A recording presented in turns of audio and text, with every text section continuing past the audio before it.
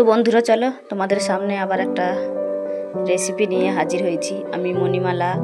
তো আমার চ্যানেলে তোমাদেরকে সুস্বাগতম। তো আমার ভিডিও তোমাদের কেমন লাগে বন্ধুরা, আশা করি ভালো লাগে। আর একটু পাশে থাকবে, লাইক কমেন্ট সাবস্ক্রাইব করতে ভুলবে না। তো আজকে দেখো আমি গোগুলি রেসিপি নিয়ে চলে এসেছি। এইগুলো কিন্তু গ্রামের মানুষরাই জানে যে এইগুলো কি আর কতটা স্বাদ। তো দেখো ওগুলো ভেঙে পরিষ্কার করতে চলে এসেছি আমি আর আমার বান্ধবী। দেখো গোগুলিগুলো আমি ছাড়িয়ে নিয়েছি। তো চলো, খুব স্বাদ কিন্তু এই রেসিপিটা। তো দেখো পরিষ্কার করে ধুয়ে নিয়ে এসে গরম জলে সেদ্ধ করে জলটা ফেলে দেবো।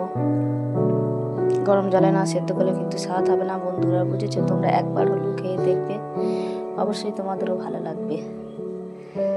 তো আবার আমি ধুয়ে নেবো ঠান্ডা জল দিয়ে পরিষ্কার করে ভালো করে।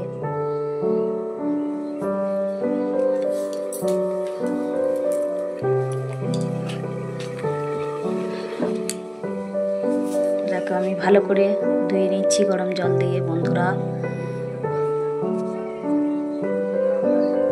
তারপর যা আছে আমি পেঁয়াজ, টমেটো, আদা, রসুন, জিরে, লঙ্কা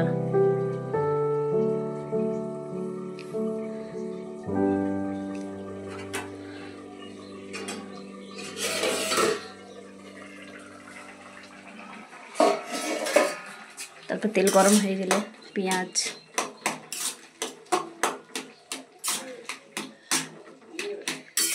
নাড়াচাড়া করে নিচ্ছি, ভালো মতো ভেজে নিতে হবে।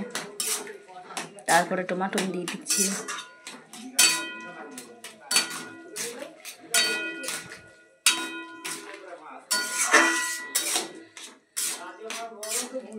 মশলাপাতি দিয়ে ভালো করে মশলাটা কষিয়ে নেব।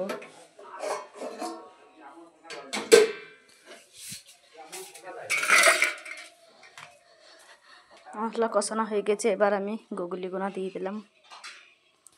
এবার ভালো মতো কষাবো।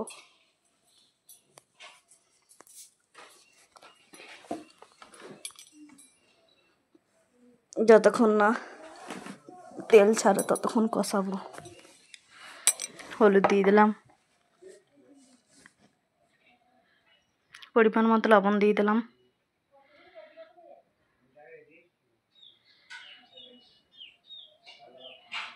সুন্দর করে নাড়তে থাকবো,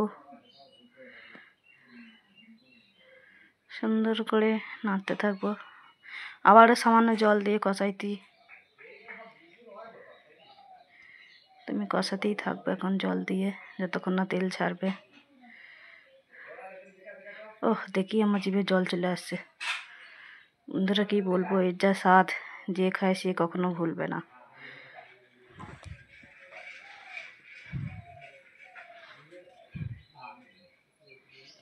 দেখো ভালো মতো জল দিয়ে দিলাম, পরিমাণ মতো জল আবার একটু দিয়ে দিলাম। এবার বাসন ঢাকা দিয়ে দিলাম যাতে ভালো করে সেদ্ধ হয়।